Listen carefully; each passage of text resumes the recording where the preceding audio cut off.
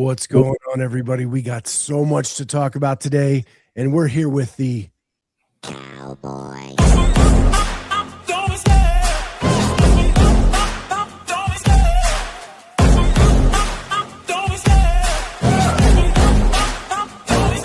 I love the chase and the hunt, and I set the pace when I'm running. I always take what I want and I always give it 100.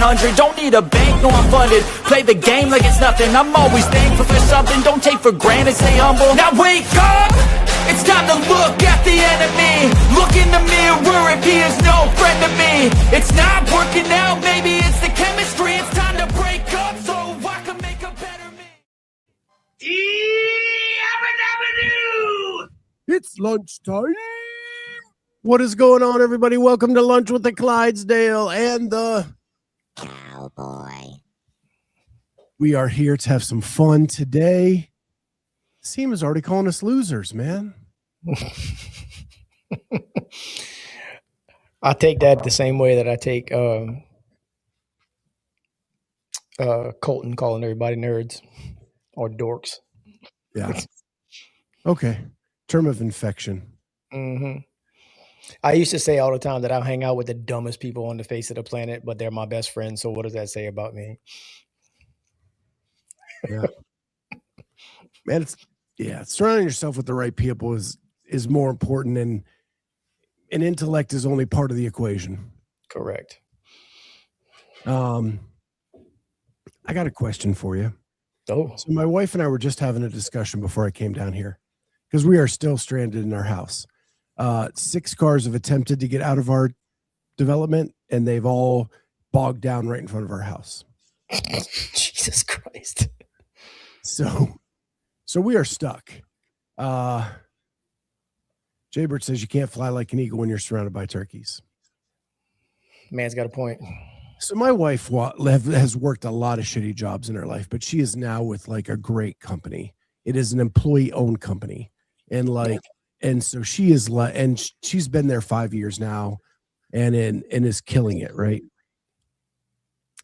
She puts all of her self-worth into the yearly evaluation. And because of the shitty jobs, that's the only time her bosses would talk to her. And that's why she feels that way now. Right. And now that she's on a good job, she's transporting that from her old jobs to this. Right. And so it means everything. And I'm trying to tell her, why are you focused on one day of the year and ignoring the 364? Correct. Right. You're at a place where people tell you how much they love you, how much they want to be around you, how appreciative they are of you all year long. That paper is filled out by someone who is so freaking busy, and they're just trying to get it checked off and moved on with their day. Correct. I was a supervisor over a huge unit for a long time. You do not have time to put into that evaluation what it's truly intended to be. No. And you were just trying to get it done and get it off. And I'm like, so that's the amount of effort they're putting into it. And you need to then realize that's how much effort you need to put into understanding what it is, because it doesn't mean what you think it does. No, your energy should match that energy. Mark Phillips, emotions don't care about logic.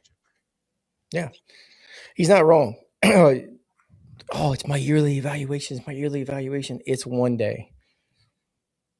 And generally speaking, people are going to remember a whole lot more of, if everything else is going smooth, then they have nothing to complain about, and they have nothing to write about. And then 2 things that go wrong. Well, there were those 2 times whenever whatever didn't happen, they're going to go ahead and write that dumb shit down instead of the 999 times that you got it right. Right. And she works for engineers, right? So they're the ones, they like come together and they fill out everything that they think her evaluation should have. One guy kind of puts it together, and then they talk to her.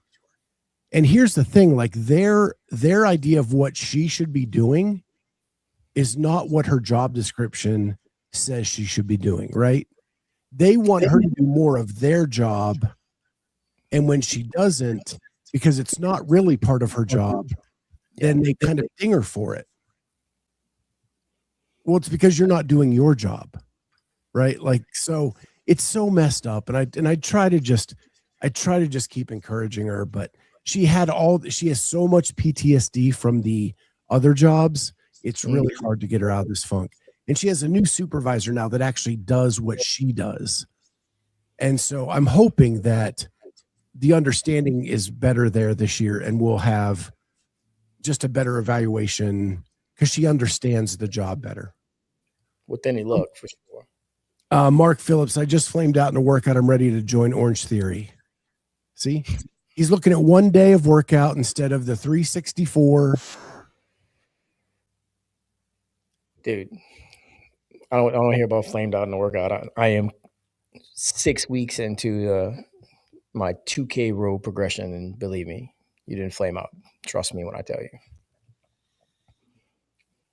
I think this is a good segue into the Hopper video with Cam Haynes. I need to watch that. I've heard several different things about it. It's a long one, man. Really? Cam Haynes' goal was to go like an hour, and I think they approached 2. Oh, good Lord. And I listened to it on like hyper speed, and still like it was long. But he talks a lot, and I've heard him say this other places too. Like, he learned after going to Vermont that he needed to train intensity. He didn't have intensity at the games. And some days he goes in to work out and the intensity isn't there, and he just shuts it down because he's not getting out of the workout what he intended to get out of it. Because not everybody has a great day every day. So I'm talking to you, Mark Phillips, talking to you. Maybe this just wasn't your day. And it was okay to shut it down, because you don't want it to affect tomorrow and the next day and the next day, right? You want to just put it behind you and come back the next day and get after it again, right? I know for me, I've gotten pretty good at identifying when I should stop, when I should push through, when I should just shut it down completely and call it a day.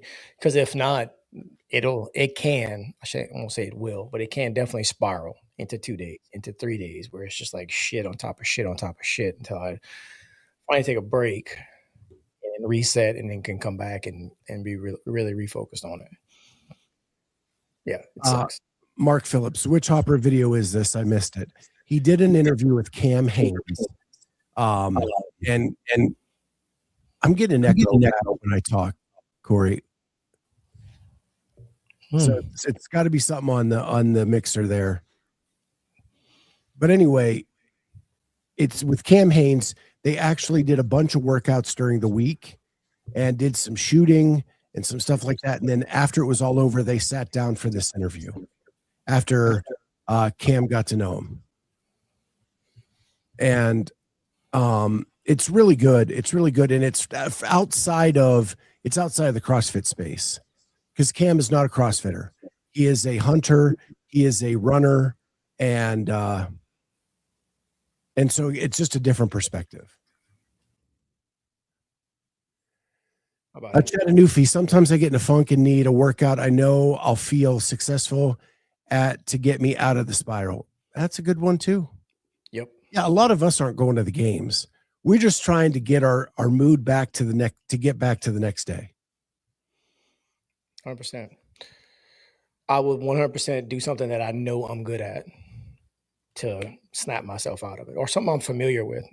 Not necessarily something that I'm good at, but even if it's something that I'm familiar with that I know still needs work, that I can get a good amount of work in, 20, 30 minutes, something along those lines, feel good about myself after that, and let it carry on. Absolutely. While I really liked the video or the podcast, it was enjoyable to listen to. He talks about his faith. He talks about his relationship with his father, which I'd never heard before. I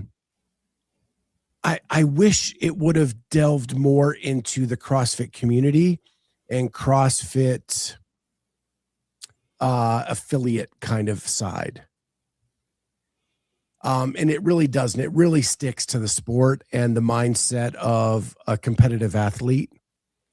I think when that's the piece we're missing, when these athletes get an opportunity to go outside the space to pay it forward. Yeah. And to pay it forward about the community, about the affiliates, about all of that. Because Jayson started an affiliate, and that's where he found out he was good, and that's why he made the choice to pursue this as a career. But it kind of got glossed over. I think people when they get a chance to interview guys like Hopper or anybody who's won the games at that point, especially if it's been recently, like they want to talk about that because it just happened, and kind of skip over the part like you said where, hey, this is how I actually started, or even asking them. I mean, anybody that Saban talks to, like, or you talk to, where did it all begin? Were you always competitive? Were you in a gym and just working out, blah, blah, whatever? I think what Chattanooga's saying right there, to maybe some coaching on how to get whoever they're talking to, to kind of roll back over to that side, or even bring it up themselves. Hey, none of this would be possible if I hadn't stepped into the doors of JR's place to begin with. Like, I would not be here today without any of that, with the guys at whatever class he was taking at the time or whatever. Yeah. I don't think it was Crash that he stepped into. He was at Clemson. He was using CrossFit as his workout in addition to the football. And that's why he decided to quit football and move into the CrossFit space. But there was a lot of great points, and I don't want it lost that it's a good interview, and they did touch on some things. And the one thing that I thought was really cool is he broke a record by 2 minutes that Cam Haynes has done with a lot of athletes. And it showed that, like, the CrossFit methodology, you don't have to train that specific thing that Cam had them do, and he still crushed it. Like, and Cam kept saying, like, your fitness level is at a level that, like, I had to up my game testing you because other people can't handle what you can handle. Yeah. And so it was subtly there. It just, if they could have just in that moment said, yeah, the methodology is freaking awesome. And it just missed that one little tick, right? Wouldn't have taken much, right? Wouldn't have taken much. I mean, we've been saying it for years, like, especially around here. We know a lot of people that run a lot of races and stuff like that. And if I had to, I could run a half marathon this weekend. Oh, that's where they were talking. Jayson ran 18 miles, and he'd never run over 8 before. Yeah. And he did it because he does CrossFit. And he was able to do it because he does CrossFit. And Cam Haynes says he doesn't usually take people 18 miles because they can't handle it. Right. But Jayson could handle it. So yeah, it was really good. It was subtly there. It just, I wish that Jayson could have just pushed it a little bit over the edge. I thought he did a great job. And listen, I've been interviewed on a podcast before. It's hard. Yeah. Being the interviewee is hard. You don't know what's coming at you. And Cam Haynes said he didn't plan anything. It was just sit down and BS. And this is kind of what came out, right? So it's not the easiest thing to do, but my wish and hope was there. I'm not blaming Jayson. I'm not blaming Cam. No. It just was so close. No. I need to watch it. I've heard good things about it, that it was pretty cool, but I didn't realize it was that long. Jesus Christ, that's a long thing. It is. I listened to it on 1.25 and it still sounded normal. But yeah, it's still long even at 1.25, just to let you know. Ortega, I understand the athletes get asked these questions, but they're not like other athletes where they have PR training from CrossFit to be able to promote the brand. I'm not blaming anybody. Yeah, not at all. I thought they touched on aspects that if you were listening, you could transpose to. That's what the methodology did. It just wasn't like blatantly said. Yeah.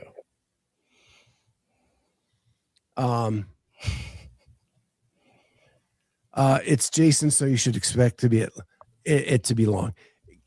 Cam's a talker too, so it's not just Jayson's fault. And I thought he held himself really, really well. He represented the athletes of CrossFit very, very well. Good on him. But there's a really cool part about his relationship with his father, and that's why he pushes so hard. And he calls it like running toward the pain, because his dad never gave him the like kudos or the respect, I guess, when he was growing up. And he was always looking for that approval. And that's why he runs toward the pain. It gave me a whole new perspective on Jayson, truly. That, especially that piece of it. And if you're a Christian, there's a great faith piece of it too, where him and Cam get into these discussions, and Jayson takes Cam on a journey where Cam's never went before with faith. And it was really, really cool. So, yeah. And it's chaptered out too. So if there's pieces you just want to check out, you can scroll across the bottom and go to like a specific piece. I don't know about that, but there's definitely like be a lot easier to stop and come back to later. Like, oh, I was right here. Yeah.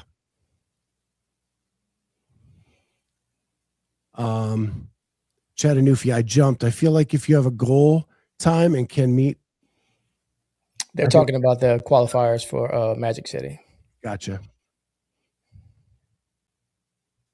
Which, to answer their question from earlier, no, I am not doing those. I'm fixing to do the Monster Games qualifiers that are coming out Friday. Black Dragon. You need a Suze on these big podcasts to get CrossFit put out there with passion and info. It'd be cool if there were roundtables and it was a non-CrossFit person interviewing the roundtable about the athletes, about the methodology, and showed kind of the whole grand picture. That would be awesome. I just don't know who you would get to do that or who would agree to do that at this point. Or who would be good at doing that you could get to do that.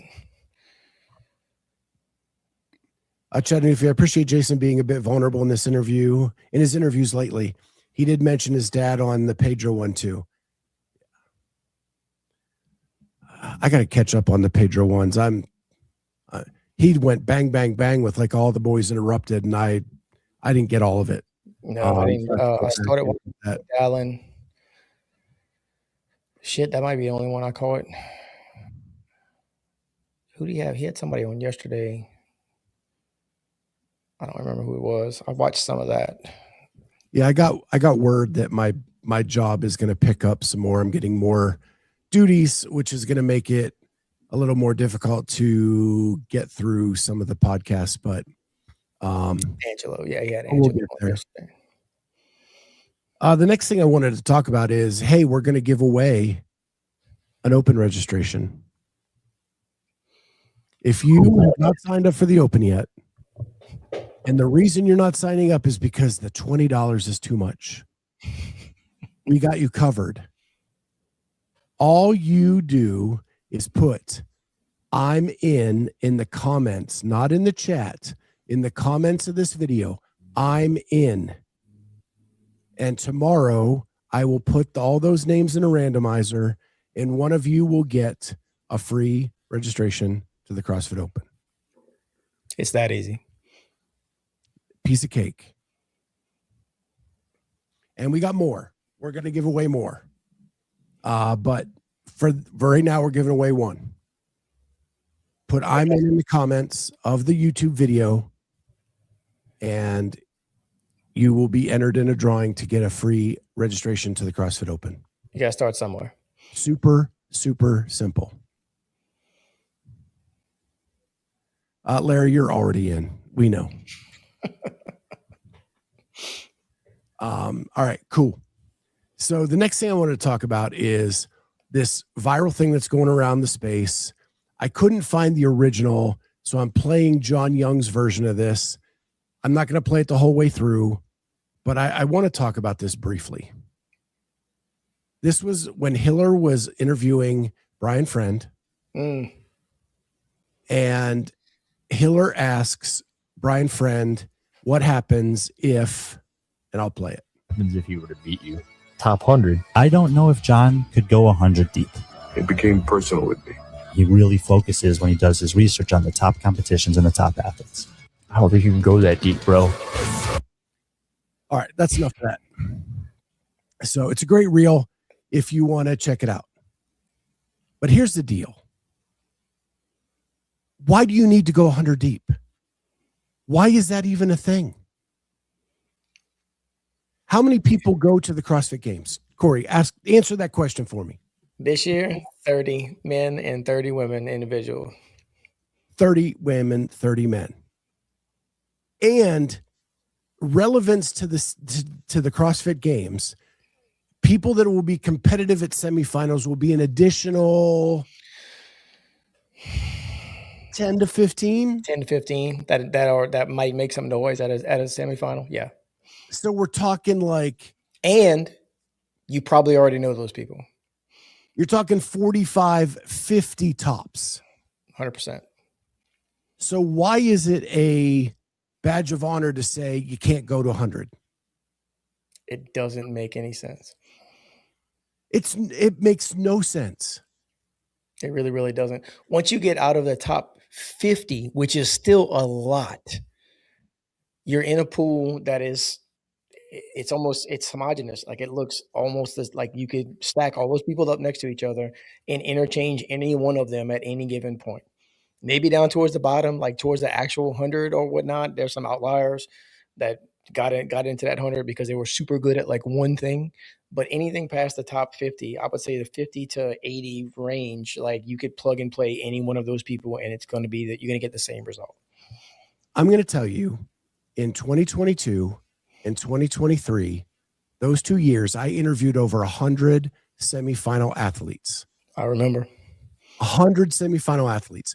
I knew more about the semifinal athletes than anybody else at those events.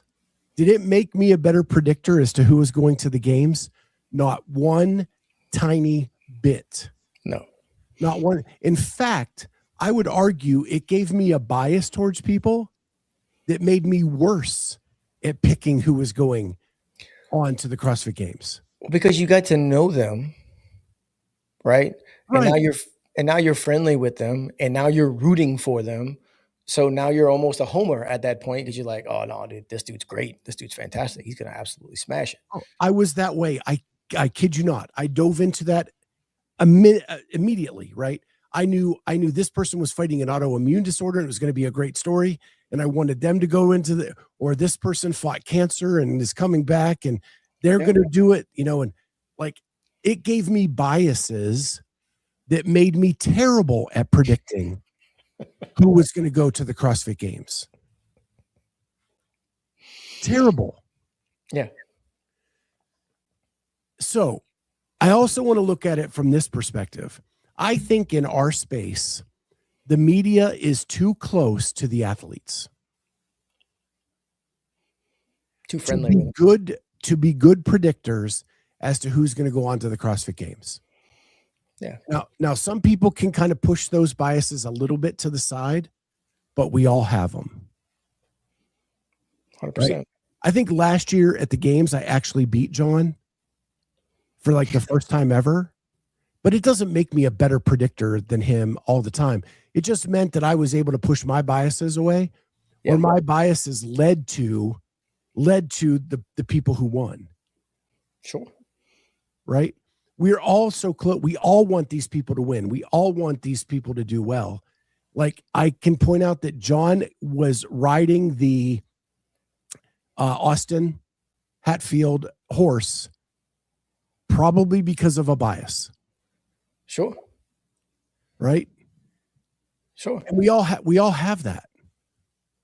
He got hung up on Hatfield and was like, for whatever reason, it's like a dog on a bone saying, oh, this dude, he's a dude. And Hatfield made it to the games. Good on him. But he was already on that trajectory. I mean, if you look at any kind of time anybody spent with him leading up to when he actually made the games, he was on that path no matter what. But as soon as you get hooked onto those people like that, you're like, oh, this is my guy. He's going. Not only is he going, he's going to finish top 15. He's going to finish top 10. He's going to finish top 8, whatever the case may be. And you're like, is he though? Right. And then it's a big disappointment and it's a letdown. And there's also the point where you're taking the risk, right? You're like, I want to be the first to say this guy. Right. And I'm going to ride this horse. And then when they fail, when they succeed, you get to say, look what I said. Look who was the first one to find this guy. Right. I had that person locked in 2 years ago. I've been talking about him since then. Yeah. And they're gonna be fantastic. And it pays off whenever they actually make it or they make some noise or they get anywhere close. But when they fail, you get roasted for months on end. And it's entertaining for us at the very least, right? Because then people go, what about this dude, John? What about your boy? Where's your boy at? Why is he not in there? Why is your boy not in there? It's entertainment either way. John's bias is towards people that play Christian. That could play a part in it. Could play a part in it, of course. I think he's also anti-mayhem, which is weird with the Hatfield thing. John has a bias, and I think most people do, to people that they share the same worldview, right? So Hatfield, Christian kid, right? Hard worker, blue collar roots. I mean, he falls right in line. So John's like, yep, that's my dude right there. Everybody's got personal biases towards people who remind them of themselves. I was a huge, which granted, Fraser was winning all the time. I was a huge Matt Fraser fan because he and I are the exact same size. 5'6", 190-ish pounds, somewhere right up in that area. Both have a potty mouth. Both can probably considered to be assholes depending on who you talk to. But that was my dude. And that was mostly why. It wasn't necessarily because he was winning. It's because I identified with him more than anything else. Fantastic. Oh, another bias. He hates beautiful women. Yeah. So I have a bias towards anybody that agreed to do a mini documentary with me. Yeah. Right. So like, I had the year where I went behind the scenes with Kelly Baker. I went behind the scenes with Emily Rolfe and Alex Gazan. They will always be in my top. If I see them in a competition, I'm going to be rooting for them, and I'm probably going to give them a higher place than I think they probably really deserve. 100%. No matter what, because they gave me a shot. Exactly. And you're not going to forget that. Right. And by and large, most of us do that. And that goes for the casual fan as well, right? If you meet somebody at the games or at a competition or something like that, and they are nice to you and have a conversation with you, whatever that might be, right? 5 minutes, 10 seconds, whatever it is. Holy shit, I'm now a fan of that person. And it goes the opposite way too. If you go to try to shake somebody's hand and they tell you to get bent and walk off, you're like, well, F that guy. I'll hope he never wins anything again. Yeah, I will never root for Brooke Wells. She always rejected my interviews at every competition. There you go. And I will never root for Brooke Wells. Sorry. Yeah. It's a fact. Yeah, there it is. There it is. Easy day. Easy day. Yeah. I just find it's so funny because like in that interview, like Brian is sticking his chest out like John can't beat me down to 100. Yeah. Well, that's like saying like you can't name 100 Chicago Bears when the roster has 52. Correct. Or 53. I get. Yeah. Nobody cares about who number 83 is. Except his family and his wife or her husband, whatever the case may be, like their immediate family and friends. Andrew Sten's always rooting against Corey now. I remembered you this year, Andrew. I'm sorry. Yeah. Yeah. I mean, those are just facts. Those are like people that have spurned interviews for me and never do them. I'd never root for. Yeah. And I know we're as media or journalists, you're supposed to be unbiased. We're more biased than anybody else. 100%. Because we're that close to them. Right? Stephen A. Smith is not that close to whatever sports personality he's talking about at that day. He is removed from them in his own little box, right? He doesn't interact with them. He doesn't have an opportunity to talk to them on a regular basis or whatnot. We do. Our stars are a lot more accessible than, I'm going to go ahead and say it, professional athletes. Yeah. And it happens in all things. Here's Larry. When Mayhem stepped up last year, I got on their map, right? Mayhem stepped up. They held the Mayhem Classic. They held an open workout. They were becoming active in the CrossFit community. Larry looks for a Mayhem affiliate to go to sign up and join. So when people do things like you were saying that share your life goals, your life, I don't know, you said it better than I'm saying it right now, but then you feel in tune with them and you want to support them. Absolutely. Absolutely. I know more about Brandon Luckett as a person than I probably ever will as a coach. And that's 99% of why I'm still with him and following Imam Company today, because I know the kind of person that he is. I told him that long ago. I was like, if I knew nothing else about you, that would be enough. But you also happen to have gotten me as fitter than I've ever been in my entire life. So like, I'm here, I'm staying, I'm not going anywhere else, period. Alito says, correct. However, every now and then someone in the third breaks through and then you can say, I told you so. But 99% of the time you're wrong. Right. And if you get that right, it's pure luck. Because when you're down from 50 to 100, it is literally put them all in a hat and draw a name. You'd probably you have a better chance of getting it right if you put them all in a hat and pick the name than you would if you tried to look at the list and pick one because you thought they did something fantastic somewhere. I would say the degree of fitness level from 50 to 100 is less than it is from 1 to 5. Oh, God, yeah. God, yeah. Absolutely. So by the time you get down to 50, nobody really knows. No. Just because you saw them compete in Kazakhstan doesn't mean that all of a sudden they're going to make the CrossFit Games. No. You don't. And if you say you do, you're lying. Right. Or if you say, oh, I called it, show me the video evidence where you called it.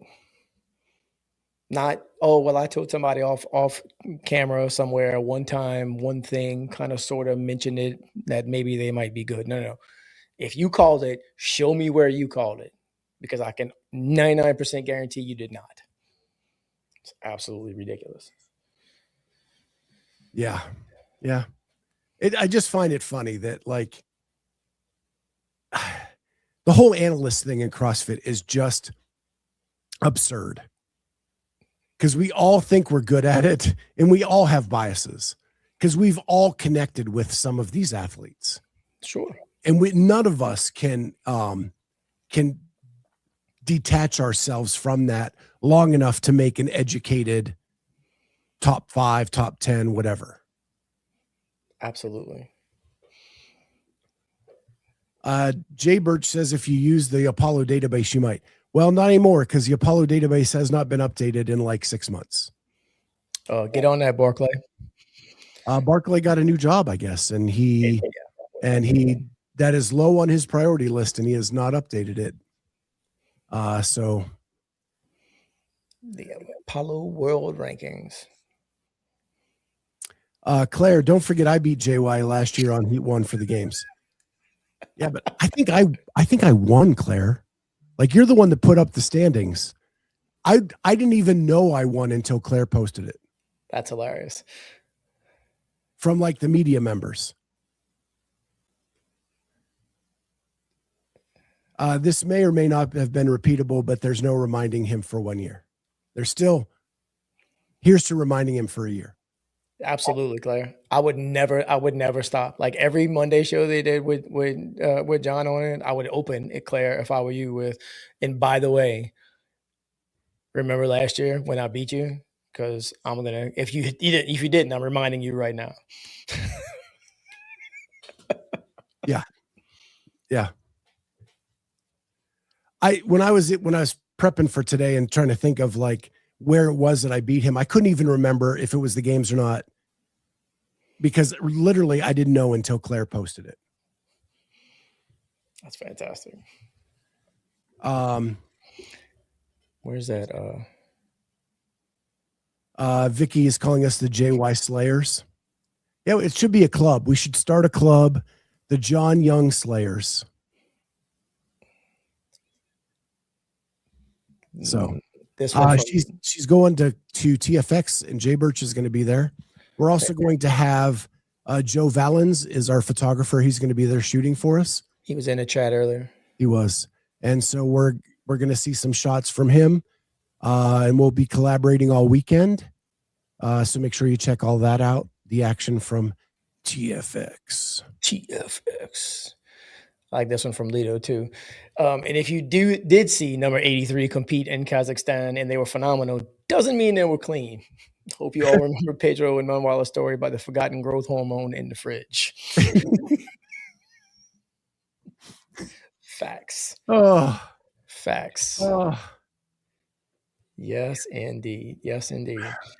Yeah, man. TFX is going to be the frozen experience this weekend. Not so much the fittest experience. I hear Jay Bird said yesterday the weather's supposed to clear out a little bit. Yeah, but it's still going to be like stupid cold. Like it's not going to be wet anymore because they were giving snow. I got a buddy of mine going to compete in Masters Division. They were giving snow, and I think that went away.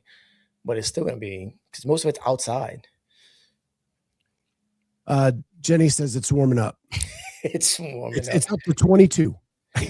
So it was when I left the house this morning and go to the gym, it was 23, 25. Yeah, it's 25 whenever I left this morning. And then when I left to come to work, it was still 25, hour and a half later or so. But it's going to be, it's going to be 55 degrees here in a little bit. It's actually kind of nice outside. When I let my dog out this morning, it was 1. Nope. 1. And we are not going to hit freezing for 2 weeks. Jesus Christ. We are below freezing for 2 straight weeks. So all that snow we got is not going anywhere for 2 weeks, at least. No thanks. Jenny will be in many layers, unrecognizable even. She's going to be a ninja. Look like the kid from Christmas Story. Yeah. I'm not built for it, dude. I got to the gym yesterday evening and it was in the 40s, but the wind was blowing like 90 miles an hour. And I'm walking in and a friend of mine's walking out and trying to tell me about something they just wrote on the board. And I said, hold on for a second. And I stepped in the building and then held the door open. And I was like, you may continue speaking now because I am not standing outside having a conversation with you. You are out of your mind. Then it turns dirty, slushy snow gross. It ain't even going to turn to that because it is not melting. No. Literally, we've had like 8 cars try to get out of our neighborhood today, and they have bogged down in front of my house. Will it? Is it going to freeze altogether, or is it going to stay? It has to melt to be water to freeze. Like right now, it's just this light, fluffy snow, and it's frozen that way. So unless it would get above 32 and start to melt and then go back under and freeze, then it gets to be that icy stuff. Yeah. We're not even getting that. Oh, that's terrible. So like the neighbor snow blowed and it all went up in the air. It's so light and fluffy. It all flew over towards our house. No, thank you. And Denise with the rub in. It's 65 here in SoCal. It is currently 40 in Austin. It's probably about that here too. Yeah, 41 outside right now. Yep. Crazy. Last time I was at TFX, it was cold, but it was cold because of the wind. It was so windy out there. when the sun went down at all, it got cold. Oh, And I was coming from the north, hanging out down there. I haven't been in a couple years though. Every year I say I'm going to do the qualifiers, try to qualify and go. And then every year it ends up like that. When they come out, I'm usually training for the last 2 years. I've been in the middle of training for Legends or something along those lines. And I'm like, I don't have the mental capacity to try to put that aside to try to go do these qualifiers. Same thing for Fittest of the Coast. I really wanted to go do Fittest of the Coast and then completely missed the qualifiers because I was training. At AI, so global warming? Mm-hmm. And global warming's been going pretty good so far. Yeah. Vicky I did do my workout wearing 3 layers, gloves, and a beanie. But I did my meet hip depth. yeah. Just thin layers. Thin layers. I brought my rower inside the lobby area of our gym where there's actually heating and air conditioning this morning, and did my rowing intervals in basically where our pro shop is, like where we hang the shirts and shit like that, because I was not doing it in 25 degrees inside the main area. No, thank you. Yeah. Good luck to the athletes will be warm, right? At TFX, because you're out there working out, laying it all out there. It's back to getting changed and all that stuff that's gonna suck. That's the problem. Like, generally speaking, in the morning time, I'll do like a monostructural piece and I'll knock out a bunch of accessories. Then I'll take my shower and come to work. But like this morning, I did my row, and then I took a shower and I came to work because I'm not going out there. The thought of grabbing dumbbells or doing whatever else we got to do for our stuff, dude, is just, I'm gonna go do it this evening. But like, I'm not built for it, dude. I'm just not. I used to be, not so much anymore. You need to get yourself a pair of those Mark Wahlberg bitch mittens.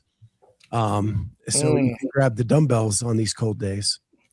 I actually have some soccer gloves and I don't have no idea where they are, that I bought specifically to run around. Cause that's what gets me is my hands get cold. I don't feel like touching anything.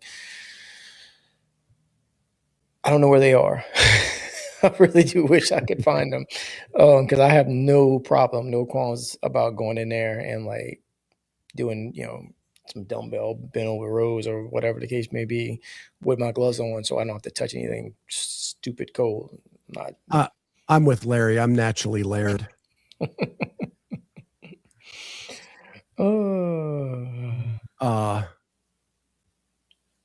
Amanda, ours is ice. You can go outside and stand on top of what looks like a foot of snow and not sink.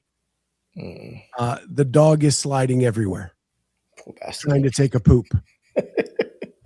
Yeah, my dog is so confused. We dug him out a path for him to poop, but he doesn't like to poop on the path because that's where he walks. Right. And he's trying to go into the snow, and he goes into the snow, and all you can see is the top of his head. That's funny. So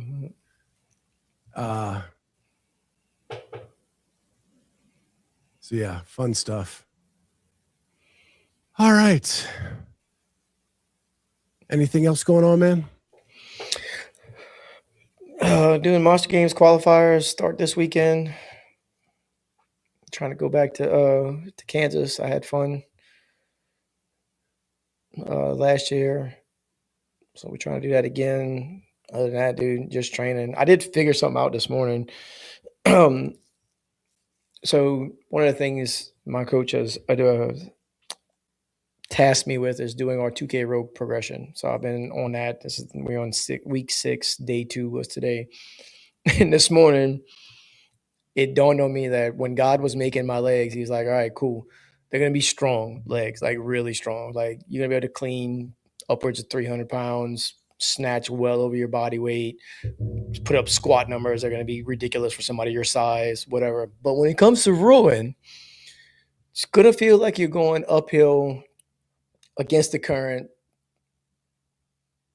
Yeah, enjoy that if you like. And love you, bye. And then it's just like rolled out because in rapids, that's what I said. In rapids, uphill against the current every single time. It was absolutely mine or short, Mark. Believe me when I'm telling you, I'm 5'6", dog. I got a 30-inch inseam. Yeah, but marks are weak and short. No. Lita's got French Throwdown qualifiers this Thursday. Wish her luck. We wish luck, you Lita. all luck because she has rechargeable hand warmers and I stick foot warmers to my socks too. I'm so over winter. Rechargeable hand warmers. I am going to get on Amazon as soon as we get off this show. Yeah. Yeah, they have like you can charge up gloves that actually have heat inside the glove. You just hit a button and they warm up. I could use those to run. I won't run outside if it's cold and the wind's blowing at all. I won't. I just won't run outside. And it's because my hands get numb. Like I'll be out there for 45 minutes, an hour, whatever. I don't have an air runner. If I did, it wouldn't be an issue. But yeah, my hands will get numb. Like my face, whatever, I can layer up. That's not a big deal. But these things right here, I can't do it. But if I can get some electric hand warmers, I'm just saying. Well, Jay Birch says, where's it at? Shit. Don't eat the yellow snow. But you know what you should eat or drink is Thirdzy. Get that good night's sleep. Get that good night's sleep. I slept so hard last night. I needed it. I needed every bit of it too to get through today. I feel so good today after that. I actually just re-upped last night. Thirdzy.com/Jazzy. Did you go there? I did. 15% off. Did you get the 15%? Absolutely, I did. I even bought 2 packs because anything over $100 gets you free shipping. So I got 2 containers of the strawberry lemonade because we ain't got no more of the other one. Should be here. They gave me an estimated shipping date already of Saturday. So by Saturday, I should be re-upped. And that'll be that's another 2 months worth of good sleep I just picked up. So yeah. Train Olive, I couldn't see the salted caramel. Yeah, they're out. They're out. It's a big bummer for a lot of people. So all there's is strawberry lemonade, but I got 2 bags of it coming, so I hope it's good. Scott said it's good, so I believe him. Listen, I've taken a lot of supplements in my life, and a lot of them have tasted like ass. A lot. Absolutely. And I've still done them because I wanted the benefits of them. So my bar is not real high, but this actually tastes like a Kool-Aid fruit punchy type thing. That I'm a big fan of strawberry lemonade. Not mind at all. Yeah, I'm a big fan of strawberry lemonade to begin with. So it would be hard for them to mess it up. Yeah. And in the salted caramel. At all. It is good. It is good. But when I hear people like, oh, I can't drink that, my God, I've drank some shit. Same. Oh, I need this creatine. It tastes like ass. Sure. I'm gonna knock it down. Dude, when I think back to when we was kids and like Robitussin. Oh. It was disgusting, but it made me feel better afterwards. So I knocked it down. Like I just went on about my business. Or are you old enough to remember back in the day, they used to sell these pink wafers and they called them candy. Oh, yeah. Like freaking Pepto-Bismol. Necco wafers. Yeah, but they were pink and they tasted like Pepto. Yeah. Who said we want to make a candy and we're going to flavor it like Pepto-Bismol? So what are you going to make this taste like? Well, one thing kids cannot stand. Let's see if they'll eat it as a candy. 100%. Oh, I still can't do Pepto-Bismol. I can do a lot of things. I cannot do Pepto. They have a cherry flavored Pepto-Bismol. Is it really cherry? I can drink it out the bottle if my stomach's messed up enough. Okay. I'll take your word on it. Kool-Aid strawberry lemonade and Country Crock strawberry. I don't think it's Country Crock. I think that's the margarine. But Country Time. I was about to say Country Time strawberry lemonade. Yeah. If Country Crock is making strawberry lemonade, I don't know if I want any of it because it's going to be buttery. Yeah. Spread it on toast, maybe. I'm not real sure. Yeah. No, thank you. Dude, I was asking someone, do they even sell margarine anymore? Like everybody's gone back to straight butter, and like I don't even see like Country Crock in the store. Maybe I'm just not looking for it. I'll probably, I think I fall in the same category. I'm just not looking for it. I'll buy butter. Yeah. Actually, I don't buy butter. My mother-in-law came to my house one day. This was like 3 years ago to watch Jameson for something or another while me and Jennifer were going, and we didn't have any butter. So the next time she went to Sam's, she bought us a 5-pack of like the butter sticks. And so we used it, obviously, and we ran out and she bought more. So like I haven't bought butter in 3 years or so because every once in a while, Jennifer, if we'll go over to my mother-in-law's house, and she'd be like, Mom, we're out of butter. And she'd be like, okay. And like 2 days later, an entire 5-pack of butter just shows up at my house. It's fantastic. There's a store here, like a little shack, and they sell like fresh vegetables in the summertime. Probably not right now. They make or they don't make. They go get fresh butter from the Amish and they sell it as like a big roll. Dude, that stuff. That's churned out for what? Let's go. Mark Phillips, butter's winning the war by far. As it should be. Yeah. For the discerning palate, does it taste like ass? That's the one I want. That's Scott's endorsement thing. Hey, it doesn't taste like ass. It's not an endorsement. It's really good flavoring. I'm just saying that with other supplements I've taken, I've really like had to like pinch the nose and guzzle it down. Oh man. It's been a lot of stuff over the years. That's a fact. When I was with Advocare, we did a fiber drink. Like it was chunky. It had zero flavor. If you can get that, like it's like taking lawn clippings and throwing it in some water and shaking it up. Hold on, let me stir this stir this grass up a little bit for you. It'll be better once it's moving. No, it will not. It still tastes like lawn clip. Look, no, thank you. I'm good. You have to know what ass tastes like for it to taste like ass. Just saying. Well, in my former life, I mean, you know what kind of life we live. Travis. I've drank some really Amanda, Advocare fiber drink. You got 10 seconds before it's solid, and she ain't lying. She is not literally like shake, guzzle till it's gone.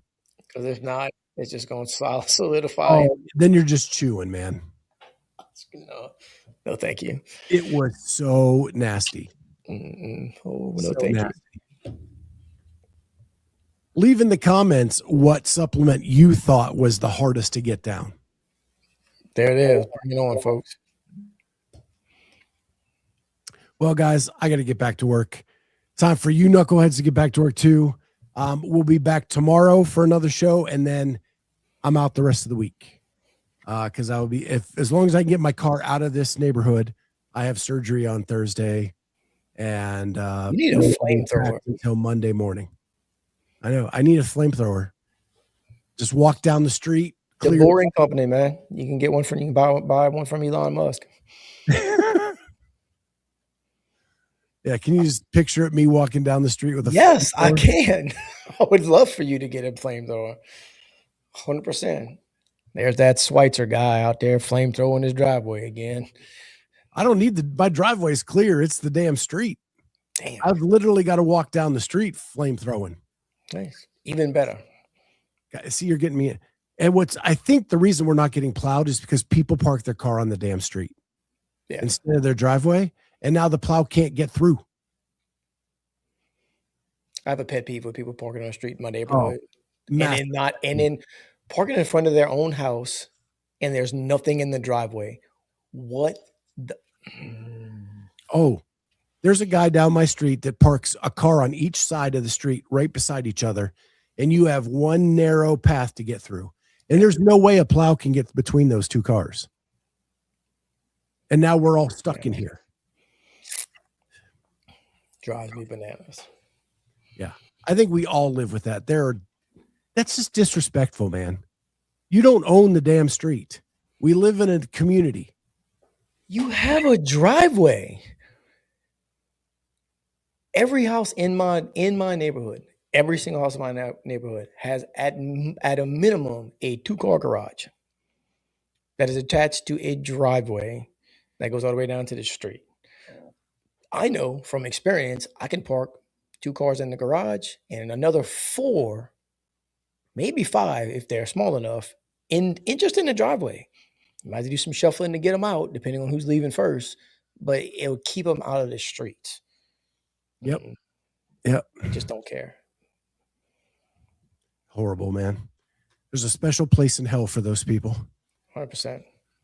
With that, on that note, have a great rest of your day. Don't forget to like and subscribe to the channel. We appreciate everything. Remember, we're giving away a free open registration. Say I'm in the comments, or leave the most assiest tasting supplement in the comments. We'll see you all tomorrow. Or both. Bye, guys.